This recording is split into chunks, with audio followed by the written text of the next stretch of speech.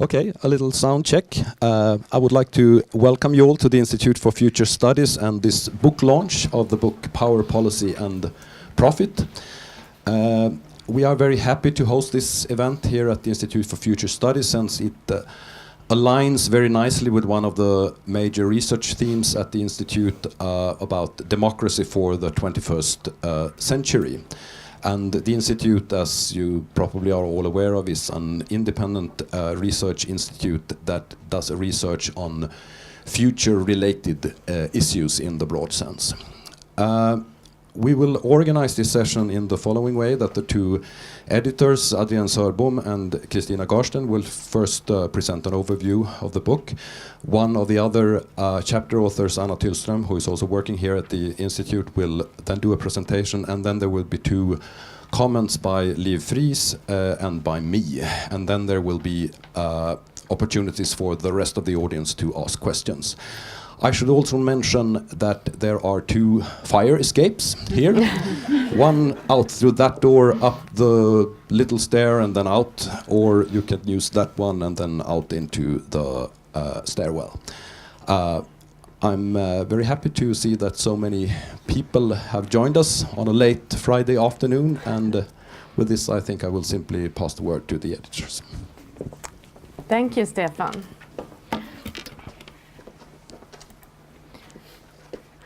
And we are also very happy to be here today, especially since it is Friday, as Stefan announced, and to see so many people from not just academia, but from other domains of life.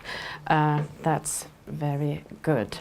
So very welcome with the celebration of the book, Power, Policy and Profit, that has been edited by my colleague Adrienne Sörbom and myself. And this book highlights the role of corporations and corporate-funded organizations in policy and politics.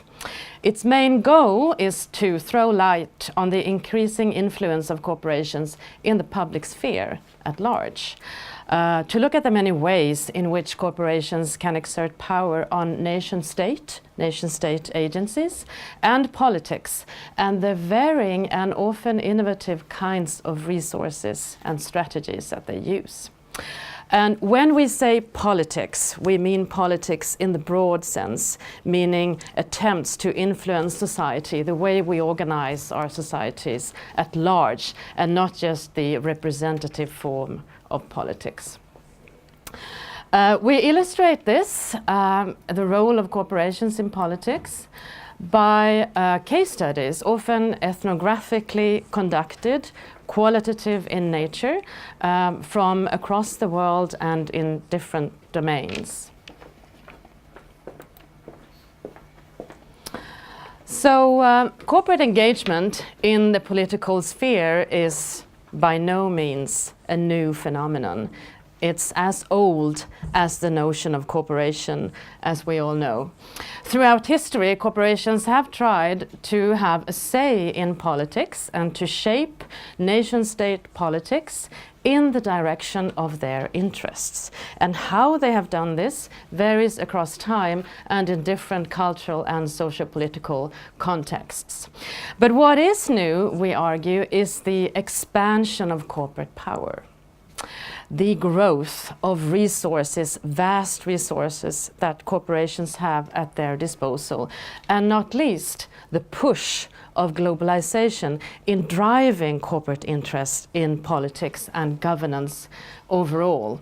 So today we see an ever-expanding repertoire of strategies, we argue, used by corporations to advance their interests vis-à-vis state agencies. And these can range from corporate ethics and what's called corporate social responsibility to lobbying and, as we know, even to bribery.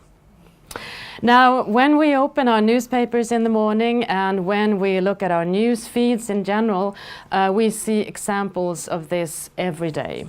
On the one end, for example, Nike, the sports gear multinational, has voluntarily integrated sustainable design across its product portfolio. On the other hand, we have companies like Telia, well known, engaging in briberies in Uzbekistan to get the contract they aspire to get. In our book, we aim to show the variety of ways that corporations do politics. One example, written by Renita Tedvall, present here today, is about a chocolate company engaged in fair trade, selling socially responsible and ecologically responsible chocolate, whatever that is.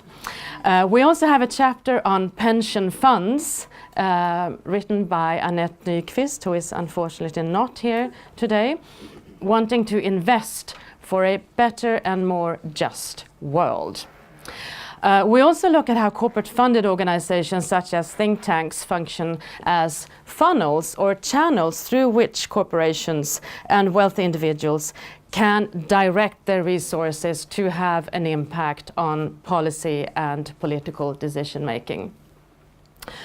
So we look at the broad spectrum of kinds of organizations that are created, sometimes solely to provide sort of areas for corporations to invest their resources into political activities. These may be lobby firms, they may be political action committees, they may be PR firms, as illustrated by Anna Tyllström's chapter in the book. So in this way, what's new is that corporations have created new avenues for influence, new resources, new strategies to work politically. And our book provides examples of also how the World Economic Forum, a large think tank, that's our chapter, and another think tank, Atlas, neoliberal in character, organize to articulate and strengthen corporate interests. We may look at these broad spectrum of organizing and the strategies used as containing two broad groups. On the one hand, corporations try to organize themselves to become more ethically responsible, to create corporate conducts for socially responsible investment, for example, to create certification schemes to get stamped as legitimate or whatever. Or they may create an infrastructure in their own organizational realm to push for advocacy, for example, as in the case of Google. The other way is companies organizing other organizations to do things for them, as in the case of PR firms, think tanks, and lobby firms. So, opening up this box, the black box of corporate political influence and power seeking, we wish to broaden the perspective of how politics and markets actually relate to each other. How do state and state agencies relate to markets? And by doing so, we wish to problematize the often taken for granted boundary between state and market on the other hand. Assumptions of state monopoly on doing politics simply need to be challenged. And furthermore, we wish to broaden the spectrum of what politics in itself actually means. I mentioned that we want to look at politics in the broad sense as a way to organize society, as a way to steer organizations in a certain direction. But establish assumptions about how politics is organized, how the political machinery functions, also need to be problematized, we argue, not least through the push of globalization. And these processes also reflect the contemporary concern with and significance of transparency and accountability, not least in organizational processes. The book problematizes these dimensions of transparency on the one hand and accountability for activities on the other. Furthermore, to do with representation, issues that are very central to political organizing and for politics in general need to be problematized due to the increasing impact of corporations in this field.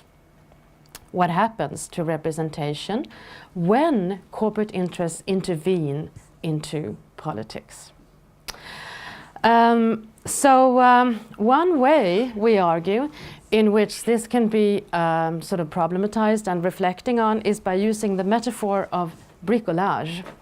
And as we know, a bricoleur is an actor who uses the resources available in the immediate environment to try and create something partly new, a new kind of strategy for getting things done and pursuing his or her interests.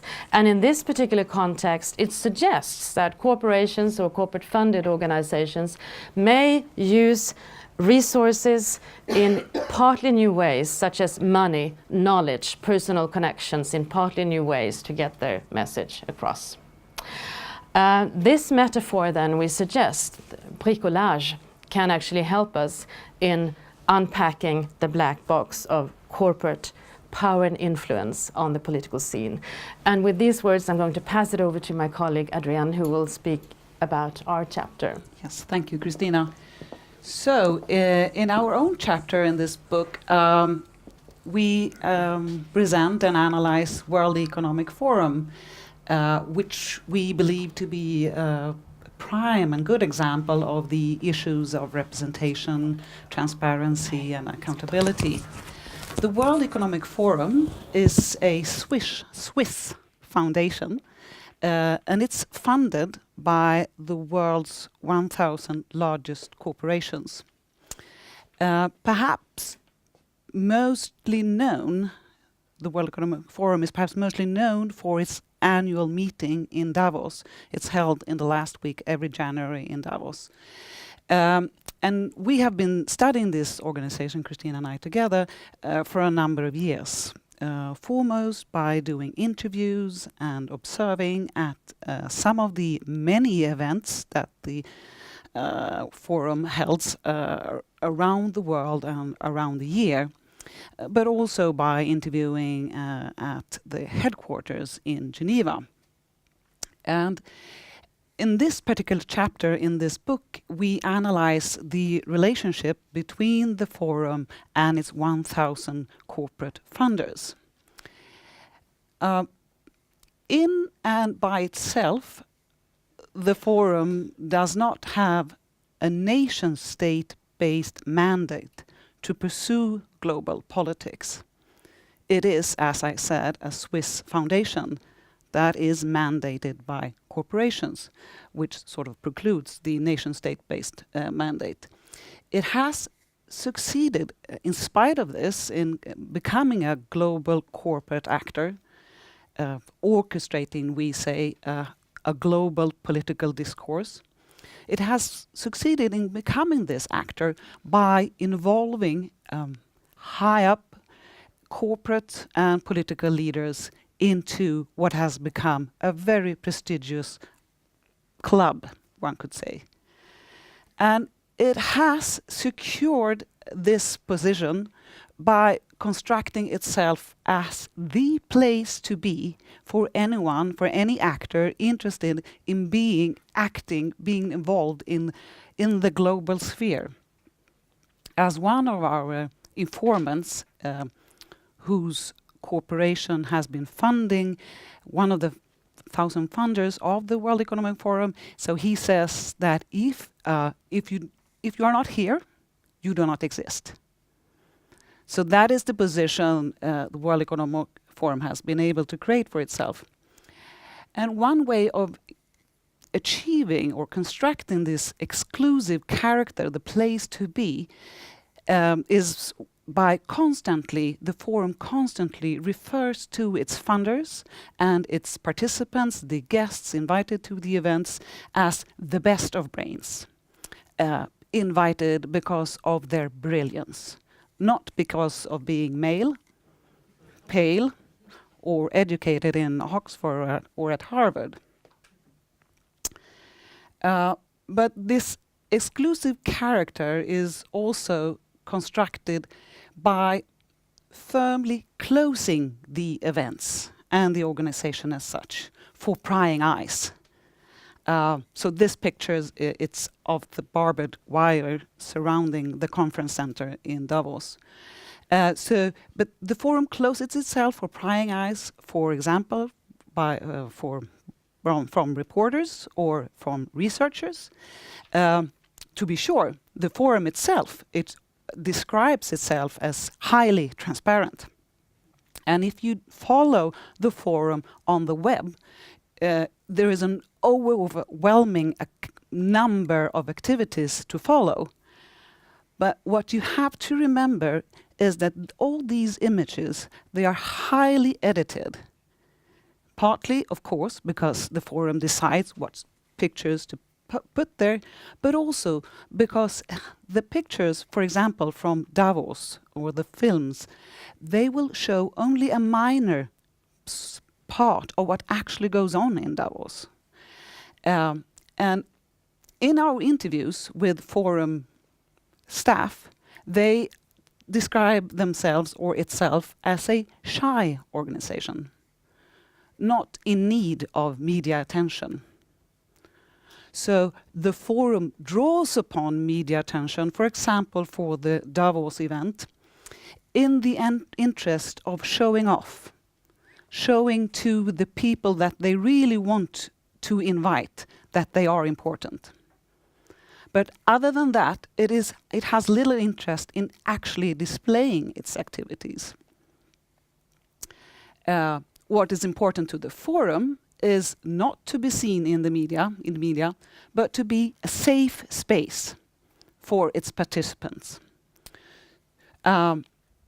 So corporate leaders, political leaders, governments and international organizations, they should have a secluded, safe space which is organized by the forum.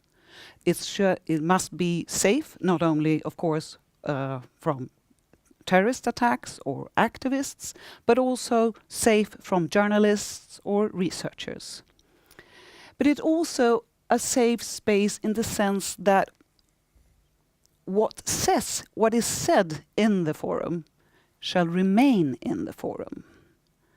Which means that if we were at the forum event now, we would act in relation to the Chatham House rule, which says that you can be here and we can talk about interesting things and you can draw upon these things outside this room, but you cannot mention who said these things or actually that it came from this room.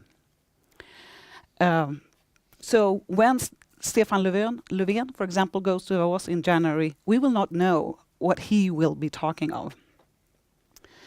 And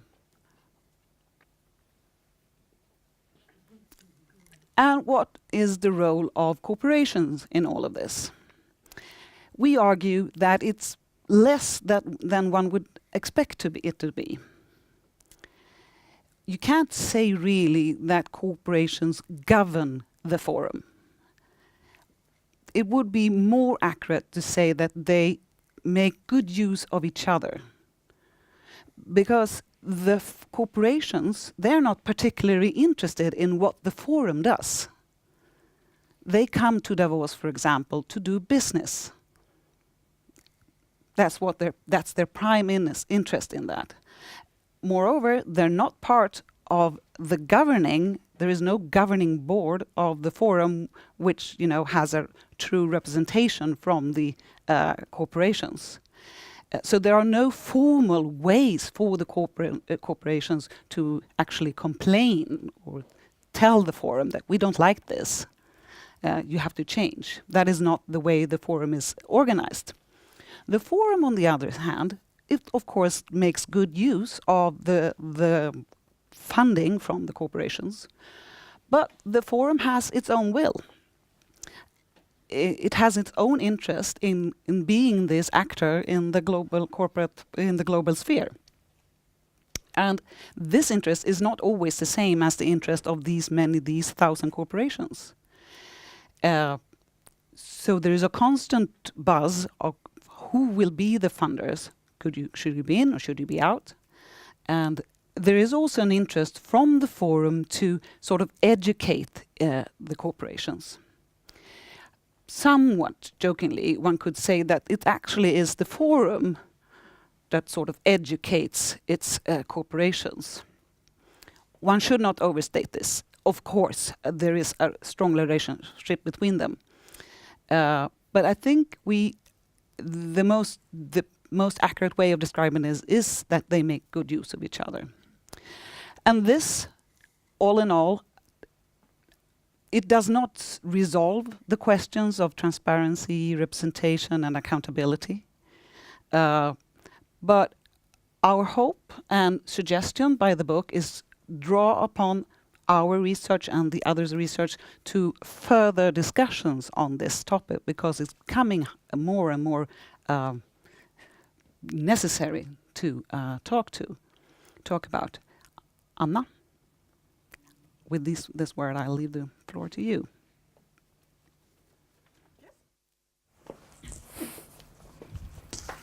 Can you hear me? Yeah, because I have a dress on, so it will be. I will leave this here.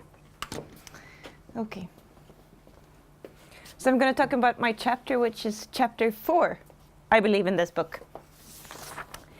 And it's called Lobbying in Practice, an ethnographic field study of public affairs consultancy. And this actually builds on my thesis data. And I studied more broadly the emergence of a public relations industry in Sweden. And you see a kind of mixed but still unequivocally rising trend here of both revenues and employees who work in these companies devoted to public relations. And we know that a large part of these companies are also doing something we call public affairs, which is more specifically aiming at changing policy, helping corporations to change policy, either through direct lobbying or through opinion building indirectly, to make the general opinion think the same as the corporations in different issues. So I studied public relations and their work, their emergence, but also their practices. And as I've already shown with this graph, you can see that the financial growth of this industry has been very, very big. And today we have a substantial population of firms. 3,800 firms have this tax code. Now you can say that the actual large amounts, or the large companies, are only 70 or so. But we have industry organizations, we have ethical norms for this industry, we have a SIC code, or a tax authority code, as I told you about. And these companies do these 4 things: corporate communications, product PR, investor relations, and public affairs. And as I told you before, I'm going to talk about the public affairs part. And why did I choose to do an ethnography? It was because I started interviewing public affairs consultants as a PhD student, asking them what they did. What do you do at work? And I really didn't get it.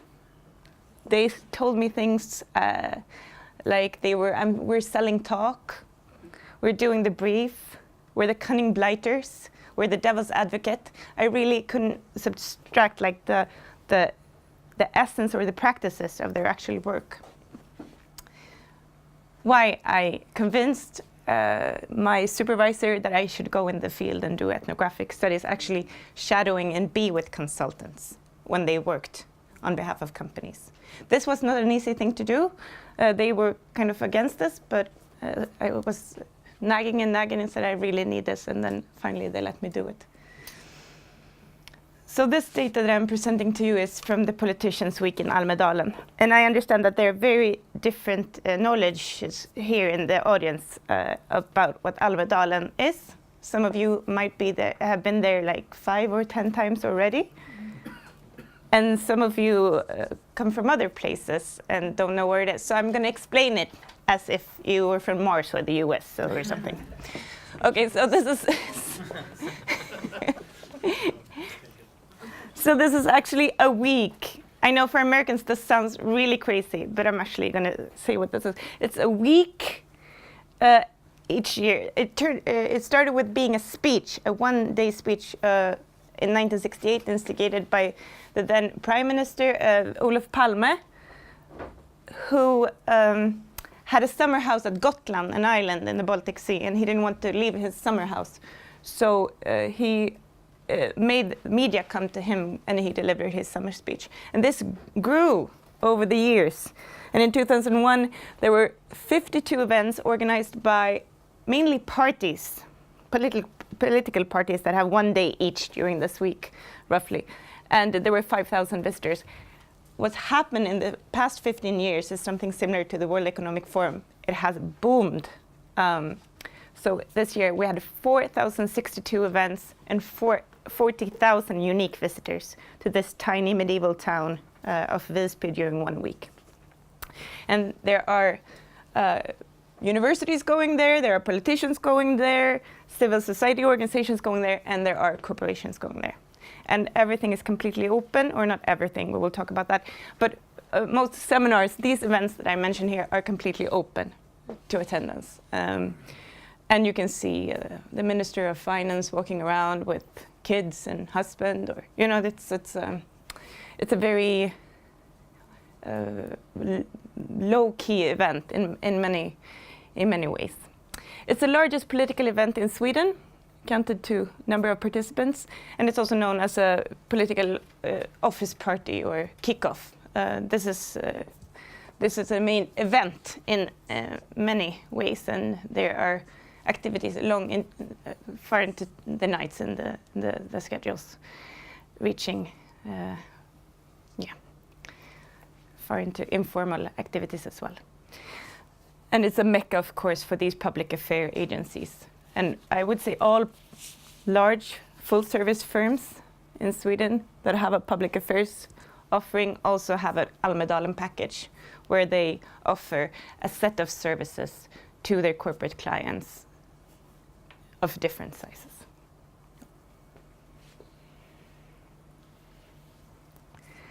So what I did was to do 3 years of observations, 2009, 2010, 2011.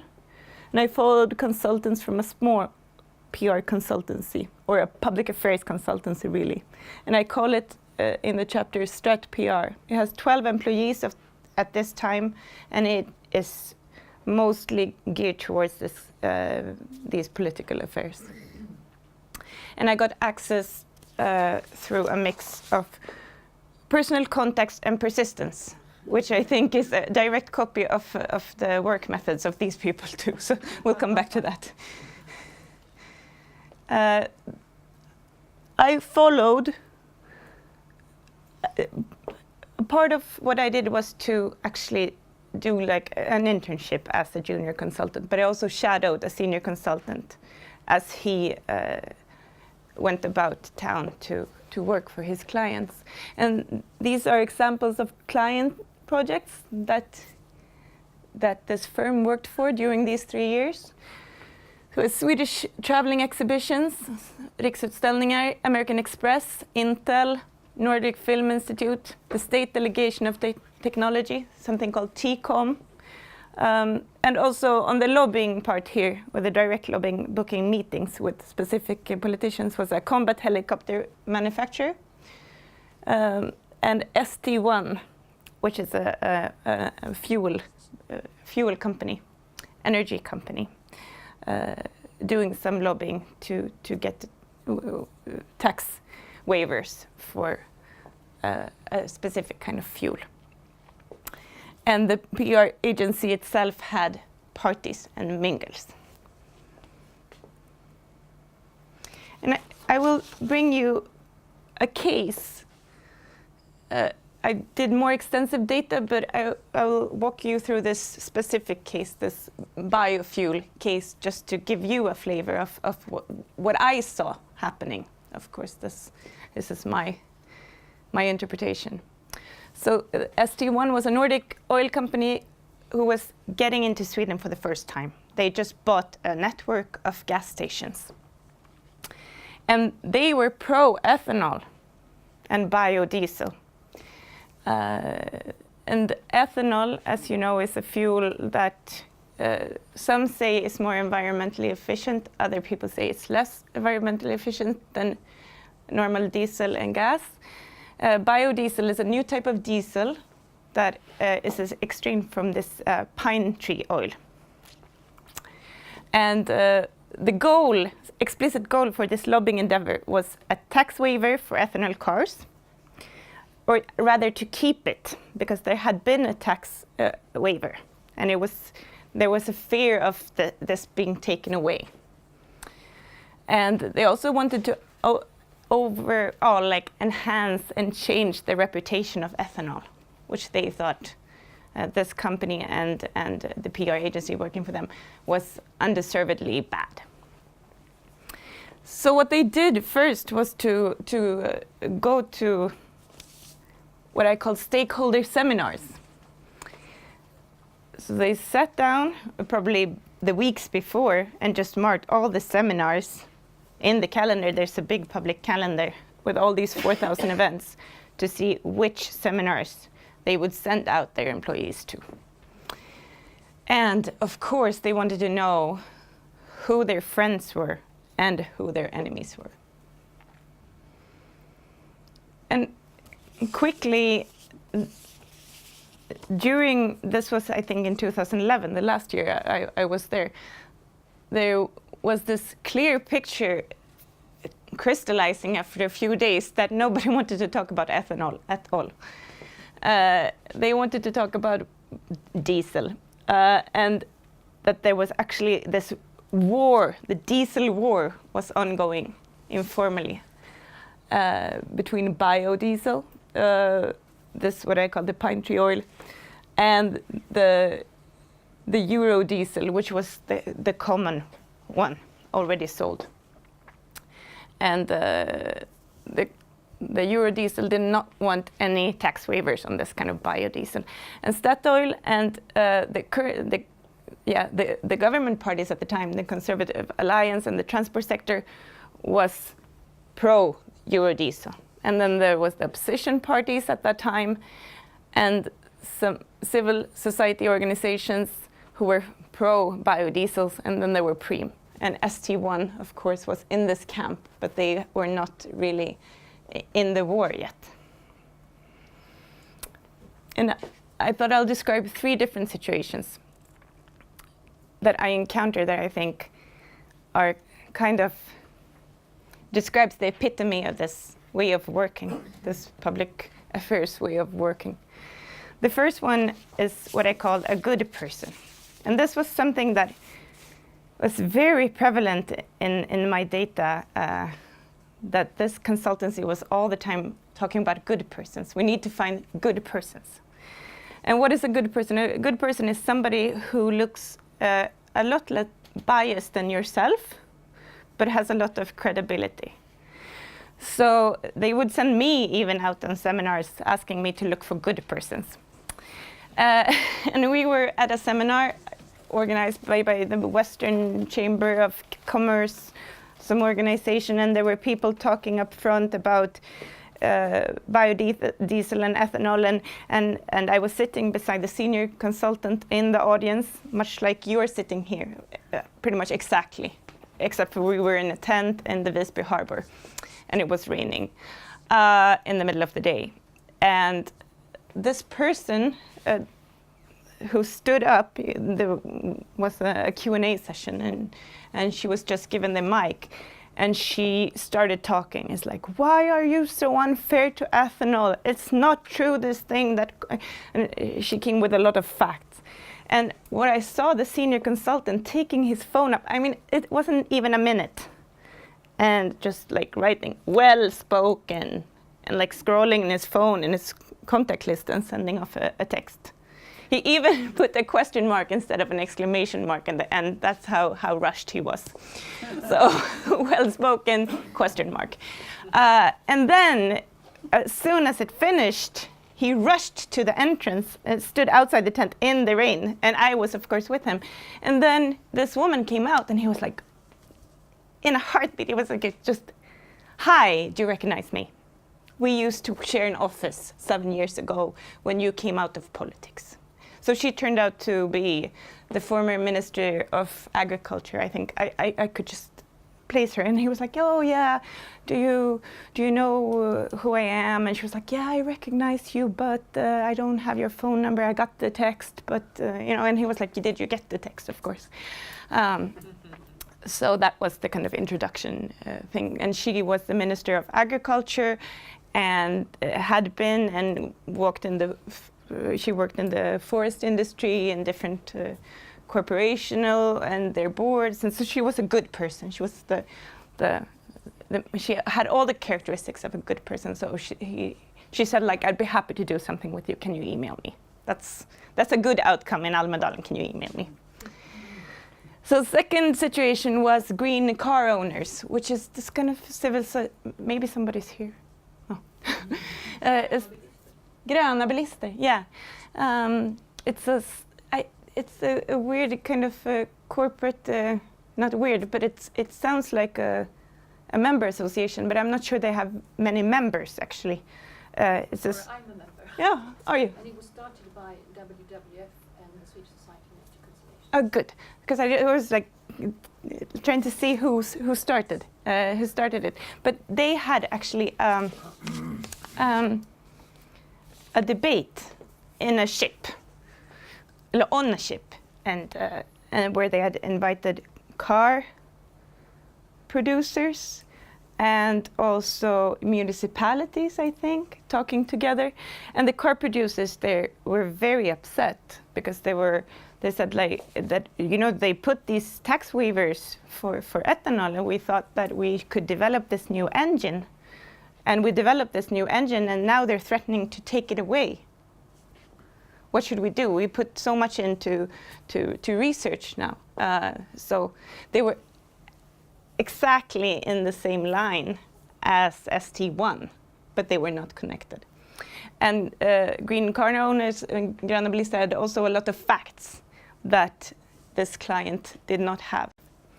So then after that seminar, we went up standing on the top of the ship, what do you call that?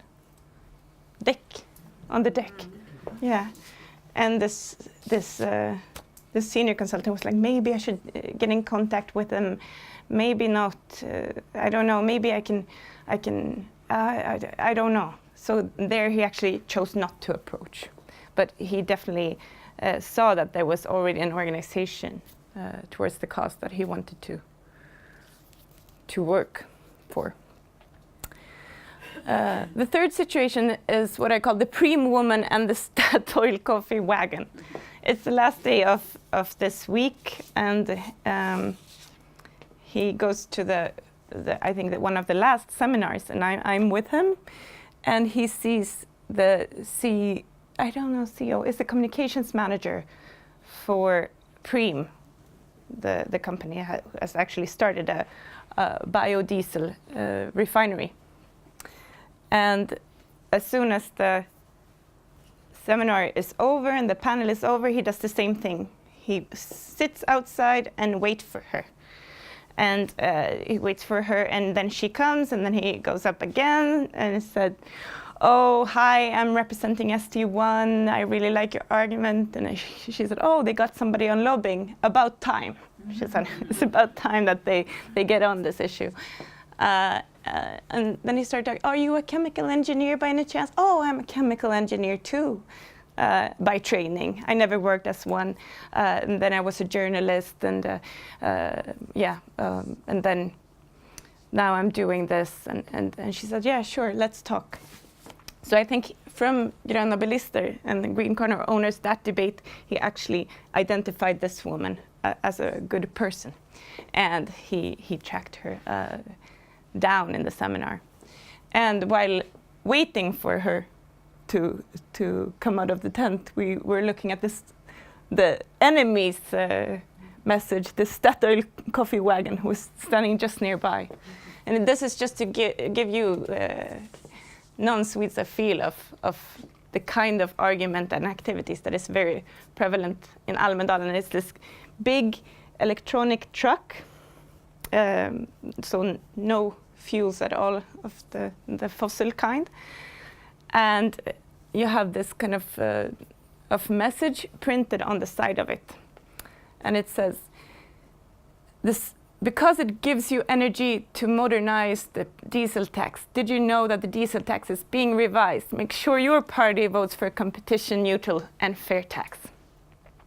So they actually have 100 of these different reasons for why opting to choose a stance in the diesel tax topic that were of their interest. And the guy I was following thought this was so interesting, so he actually stood up and took a photograph of it and sent it to his client right away. He thought this was inspiring. So out of these days of fieldwork or weeks of fieldworks, I deduced 5 different practices that I thought characterized this kind of lobbying work. And the first one is information gathering. Going to seminars, reading things constantly. Second, of course, is the personal contact, what we saw in the first situation where he actually kind of found a personal connection to this woman who was a good person and established it and activated that contact, even if it's been very dormant for a long time.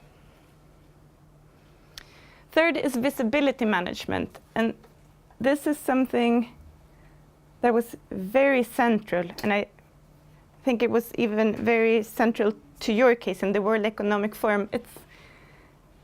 It's a big conscious process all the time, choosing what should be visible and not. So when am I just a person like here in the crowd, and when do I actually approach somebody? When do I leave the backstage and go front stage? And when do I say that I work for ST1, and when am I only a journalist who's interested in something? And this is, of course, closely linked to the fourth kind of practice that I call role switching. Because I don't think there might be lobbyists in Sweden who have only been lobbyists, but they are not many. Most of them have many roles. They are members of green car owners, they are members of a party, they have worked as journalists, they are maybe even researchers, academic researchers, and they might be working for a lobbying firm or work at the state authority. And when I followed lobbyists around, I could see that they did not refute the old identities. They used all these identities, even, oh, you're a chemical engineer. Oh, how funny, I studied that in 1960s, you know. So it was finding the role that best suited the situation, and it's really situational. And then the fifth characteristic is what I call political initiative or ideological proactivity, in the sense that I found that these actors, maybe not so much in this case that I described, but in many of the other cases were actually very active themselves in formulating and championing questions that they found clients for. So it could be a topic that one of the consultants in the firm thought was really interesting, and they said to 2 other consultants, can you brainstorm on this with me? And yeah, sure, we don't think the pension system is right now, or we want to change this. Who else could possibly work with us? And who, of course, could we have pay for this? So what could be a good client for this idea? So they have their ideas on a market, and they go out and find a client for that idea. So of course, what is this a case of? What you've been discussing already it's definitely Almedalen. There is a new type of what you could call pseudo-political arenas. I wouldn't even call it pseudo, but this kind of in-between arena where you don't really know who's who and what's coming from where. And interestingly, Almedalen has actually only recently been copied by both Denmark and Finland. So this kind of arenas, like the World Economic Forum, similar but different because it's so close, but is proliferating, I think. It's definitely a case of intensification of corporate political action.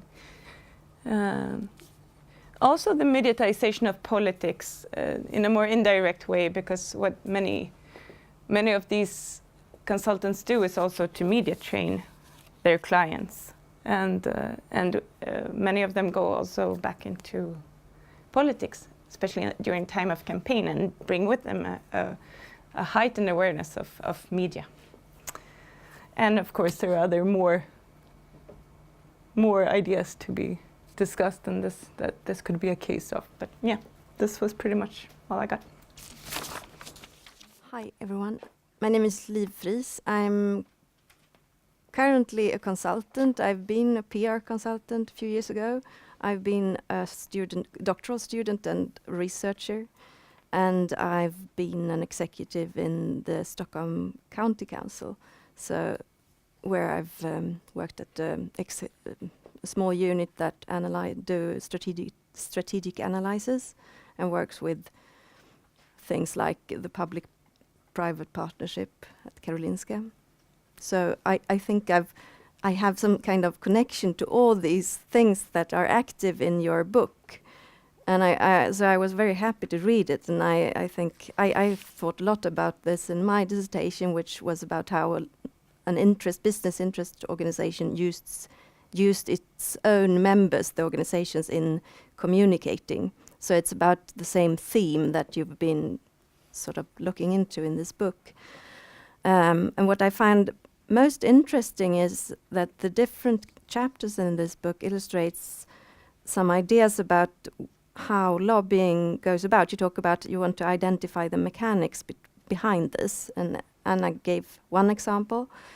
But what I found most interesting was that you, without really highlighting it in your conclusions, there was this thing that there is constantly the separation between actor and idea. So one of the chapters is about internet and how Google and others, how they use visualization and how that can separate themselves. They can sort of make an image of something, a diagram. Usually it contains numbers in some way. And this can really transport their ideas over the world, like numbers, but this is images. And then you talk about think tanks, and they are also an example of how one person, an entrepreneur, rich person, wanted to get his idea through, but he had to sort of separate himself from the idea and give it an own life. And then we have the chapter about bricolage, and in that chapter you both have this different actors coming together around an idea, but it's also a chapter about making something real.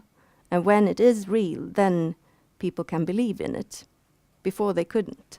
And I've seen that in Sweden too, with daycare. I don't know how many here that aren't Swedish, but we have private daycares. But before they existed, everyone thought it was horrible and that it could never exist. And it was actually an attempt from the Svensk Näringsliv, the leading main Swedish organization for companies. They had this idea that, we can't write any more reports. We have to actually start a daycare center, because otherwise everyone will believe that companies are mean and will eat the kids. And they didn't. So then people started to believe that, okay, we can have private daycare centers. So I think this is something that goes through all those different chapters in different ways, and that could be a very interesting observation of how ideas are transported. But this is also something that I want to discuss with you, because I'm a bit sort of reluctant about the level of analysis in this. You talk about in the beginning that you want to talk about transnational lobbying, and I'm very curious if transnational lobbying is something different from national lobbying. That's one issue.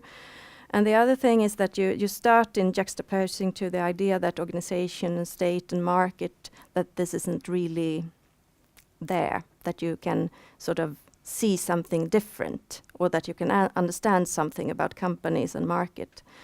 But this also sort of goes away in the chapters, because when you start investigating this, you do it with ethnographic methods, and then you start investigating the individuals and how they go about to create a network, actor network.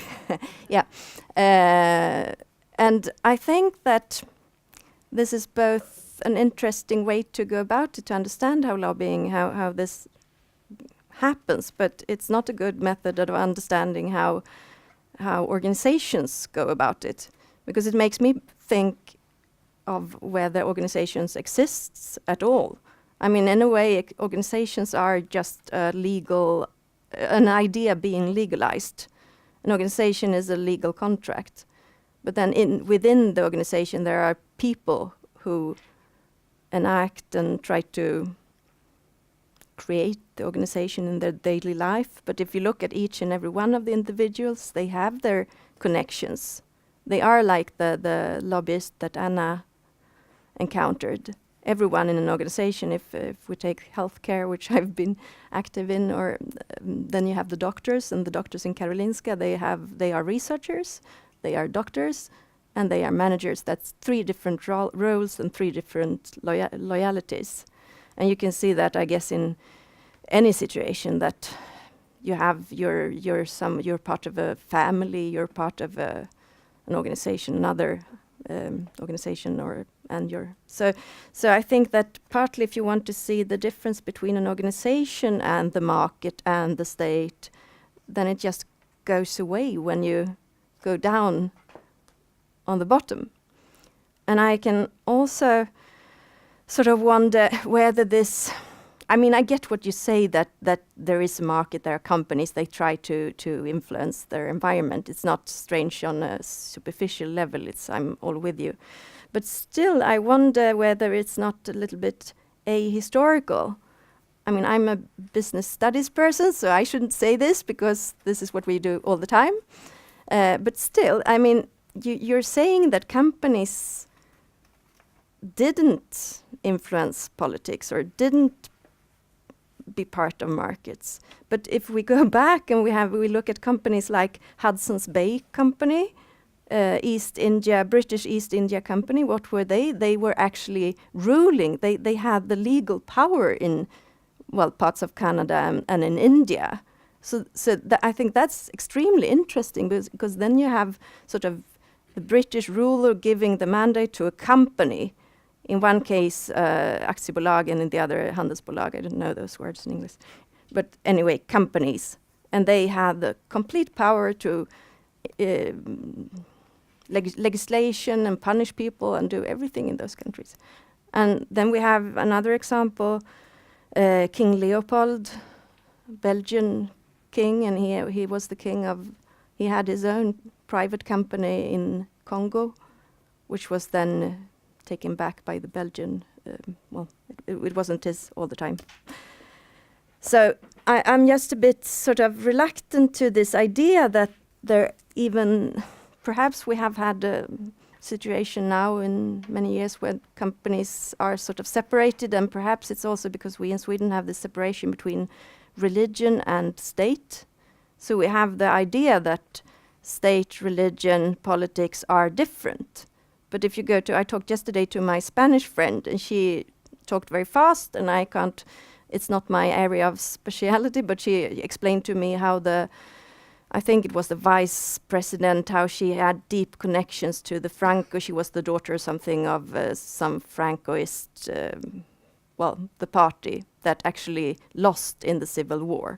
You know, Franco was the one who lost, so she shouldn't have those connections, but she has those connections. And my Spanish friend explained very fast that this is the case with several of the politicians, and this is part why the country, where the people in the country are so angry. And she also started to explain how this was also very linked to the Catholic Church and Opus Dei. So then you have the sort of mingling of church, a political party, and the state, and probably the market, and businesses are all over the place. So I don't know if there actually is this sort of, if you look on an individual level, perhaps those boundaries aren't there. And perhaps our whole conception of it is wrong. But still, I mean, they do exist, and especially in Sweden, we have the distinguishing, when you work as a public administrator, you have to try to establish very boundaries to the private companies. So they are there, but I would be more interested in hearing how they are withheld than that they are broken, sort of. It's normal that they are there. But still, I think it would be interesting going back to this idea that this is about transnational action. I think there's something interesting because in the examples I referred to, they are about, well, perhaps transnational, but perhaps also national contexts, where especially in Spain it's national, although the Catholic Church is of course global. So I wonder whether there is a difference between transnational activities and national, the difference in degree, because I thought that was very interesting in the internet chapter, the one and the idea that you can, if you separate an idea from the actor, then and package it in a good way. For example, in numbers, it was referred to Porter's Trust in Numbers, and it was this example with how visualization is doing this today. If you can distinguish the actor and the idea, then you can transport it over large distances. So perhaps there is a difference, and perhaps this makes individuals and their connections less or more important, I don't know. But I would really like this kind of theoretical advances. These chapters are extremely interesting, and I really enjoyed each and every one of them. But I would also like this sort of how can you make this something more than the different parts? Where is the sort of answers to these questions about the mechanics and the interrelation between market and organization? I haven't really seen a lot of that in the book. So I think it's a very, very interesting book, and very interesting to follow the what will come out of the next studies. Yeah. Yes, thank you so much for the opportunity to comment on this very interesting book. I feel like I'm a little bit too much of an insider because Adrienne and Anna are my current collaborators, and Christina is a former collaborator of mine, but I will try to pretend that this book was sent to me by some people I had heard about, of course, but had never met before this seminar. And in order to compensate for my insider status, I will try to make my comments to be like the political philosopher Thomas Hobbes said, that life would be without the state, nasty, brutish, and short. I have three set of reflections. One is what I think is in the book but should not have been there. What I think should have been in the book but is not there. And lastly, what is in the book and should be there. In other words, what I think is particularly valuable in this book. I am not sure what the last two chapters of the book are actually doing in this book. It's a chapter about regulating markets by Bo Rothstein, and a chapter on, I'm not exactly sure what, but something called the G-axis by David Westbrook. They come across, to me at least, as off-topic, although they might be interested in their own right. They look suspiciously like, oh, I think we need a couple of famous male middle-aged professors to add to the gravitas of the book and to sales, no matter if they go on about the usual stuff rather than engage with the volume. Is that how you reason when you brought them in? Should we answer now? You will have your chance later. Instead of these two chapters, I think it would have been valuable to have a concluding chapter bringing out more strongly some common themes and tensions in this, in the other contributions, summarizing what we have learned from reading it and so on and so forth. And some things that I think could have been in such a concluding chapter would be some reflections about why some things are more important than others and why some things are more difficult than others in the world of lobbying and corporate engagement.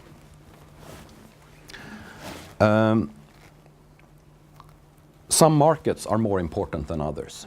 This is a picture that I've kind of adapted from Fritz Scharp's Crisis and Choice in European Social Democracy, where he discusses what he sees as a hierarchy of markets, in the sense that financial markets are kind of the most important markets. They to some extent drive production and labor markets and consumption markets. Production and labor markets drive consumption markets. Even if there is kind of feedback too, it's the case that some markets have a stronger asymmetrical relation on other markets than some other markets have. From that point of view, the regulation of financial markets is much more important than the branding of chocolate. And in this book, we actually find very little about financial market, and then from a very specific kind of point of view. And I think post 2008, I think that's unfortunate. It would also have been interesting to say something about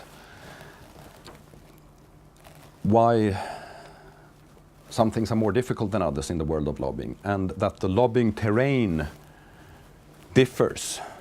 And I have suggested that they differ mainly across two dimensions. One is the question, to what extent are these issues that are publicly visible, in the sense that there is public political debate about them, that the population knows about and cares about these issues, etc. But you could also differ, issues can also differ in the dimension of how much internal conflict is there between the most important stakeholders in this particular field.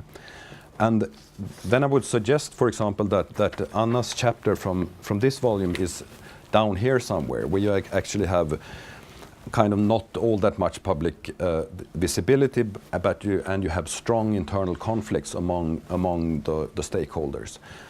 Another paper by Anna, which I'm co-authoring with her, deals with the question of for-profit companies in the welfare sector, and there we would argue that these are highly publicly visible questions, and there is a lot of internal conflict within this field.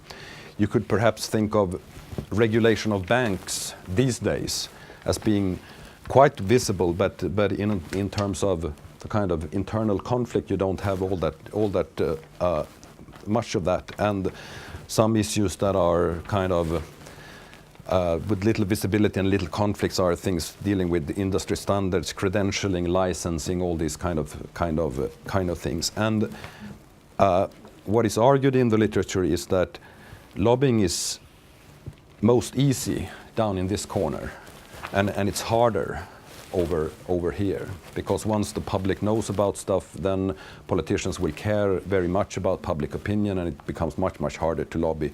While down here, nobody in the right mind cares about these things, so it's much easier for lobbying firms to actually get their voice heard.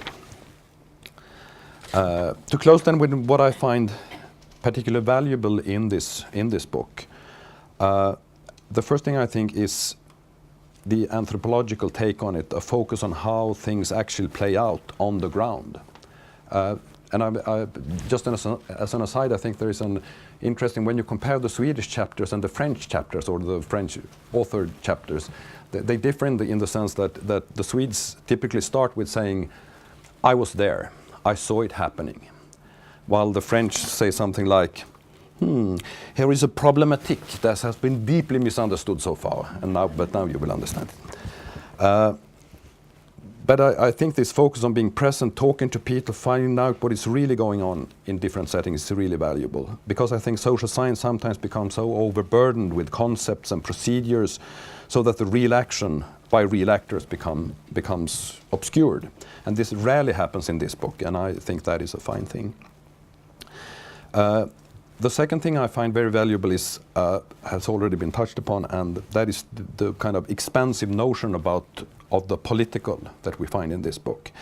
Actors and arenas and issues that in kind of standard political science are thought of as non-political are brought into focus. These small, seemingly innocuous decisions and regulations that the public know little and care little about, but which form processes in which inequalities are established and maintained. Actors that are neither elected nor part of the government machinery, but are still highly important, both in forming the content of day-to-day political decisions and in influencing the wider frames of public debate and policy making.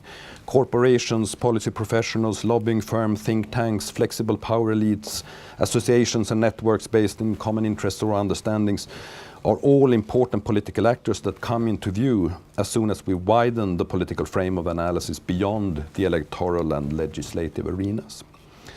And these are actors and arenas and issues that have become increasingly important over time as corporatist structures have crumbled and mass parties have declined. What we see is perhaps not so much a retreat of the political as its dispersion to new settings with less public scrutiny and understanding. And I think as social scientists, we really need to better understand this expanded set of arenas and actors. And I think this book is a very important contribution in this regard. Thank you. So now I will give the word back to the editors to answer to our important questions. And then afterwards, I will open the floor for discussion.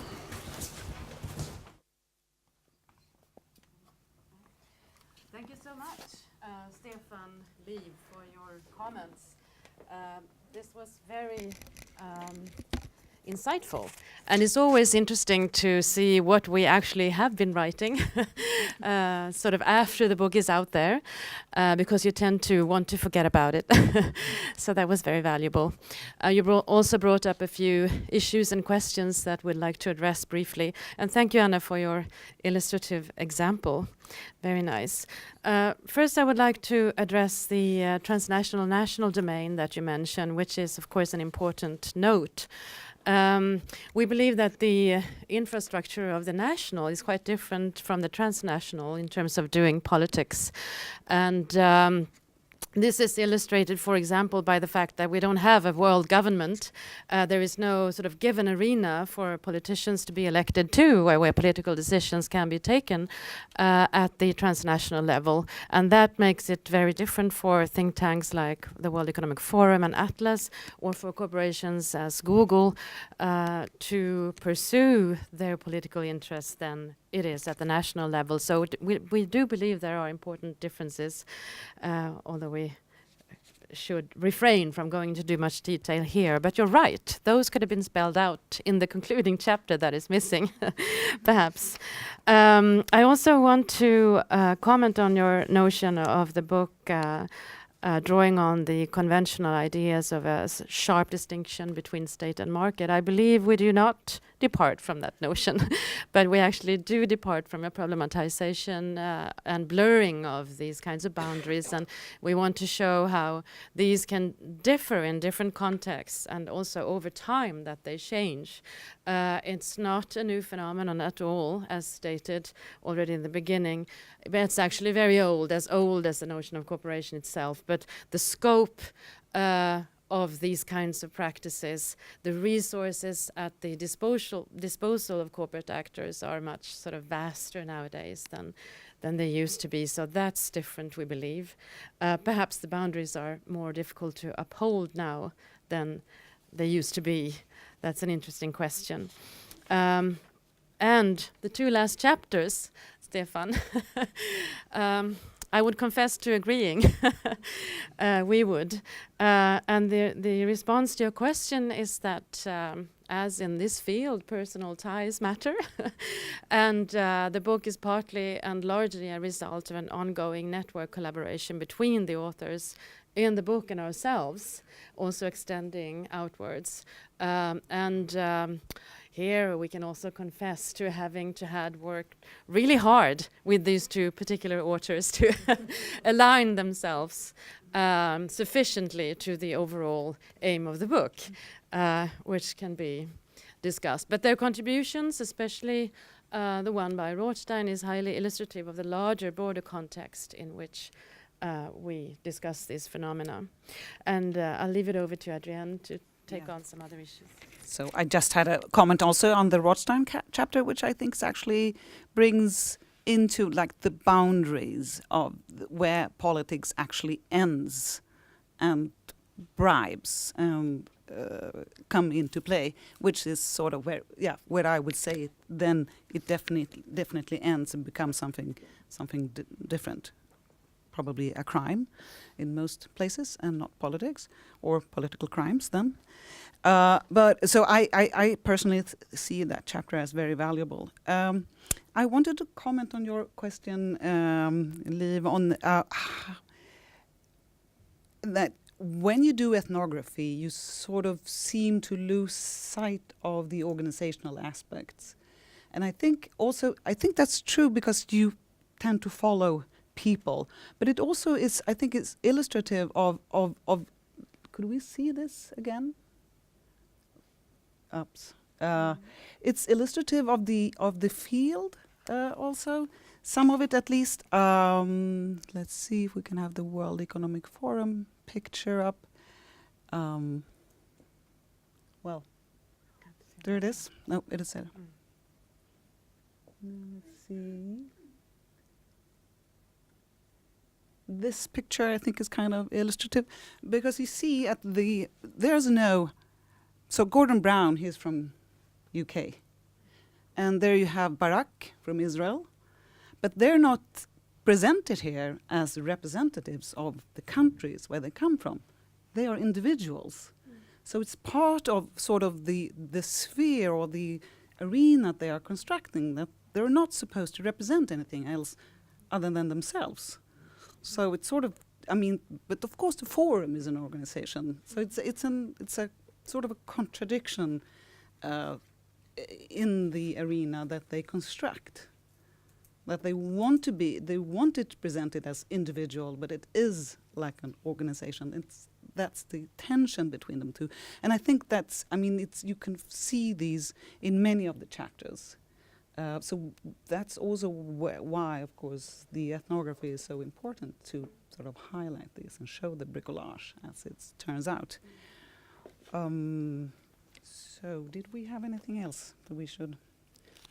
it would have been great to have a concluding chapter. Yes. That will be the article. Yes. You will read it and we will send it out. So should we open the floor?